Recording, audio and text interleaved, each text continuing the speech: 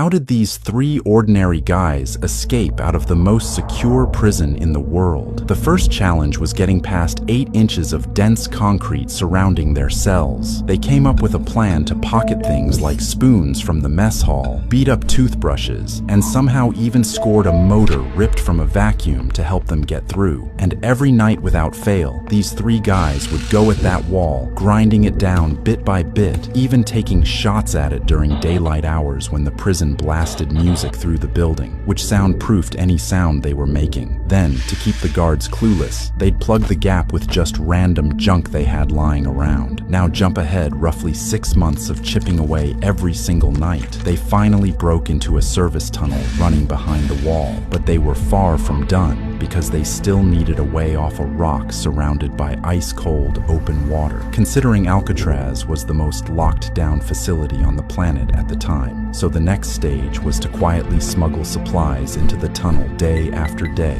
little by little, somehow swiping more than 50 raincoats, stacks of rubber and timber, and piles of loose scrap from around the prison, all without anyone noticing, which gave them enough to piece together flotation vests, rowing paddles, and a full-blown inflatable raft to get them over the brutal currents surrounding Alcatraz. And after a year of silent preparation, everything was in place. First, they tucked dummy heads into each of their cots, molded from paper, soap, and strands of actual human hair. All three then wriggled through each of their gaps at once, patching them shut behind them for the very last time, and regrouped in the tunnel. They each scooped up their equipment and started the climb, navigating through a web of pipes and air ducts, dead silent the entire way, until they finally hit the top and squeezed through one remaining vent onto the roof. From there, they hustled to the edge, gripped a drain pipe, and rode it all the way to the ground, then scrambled over a towering perimeter wall and worked their way down to the water.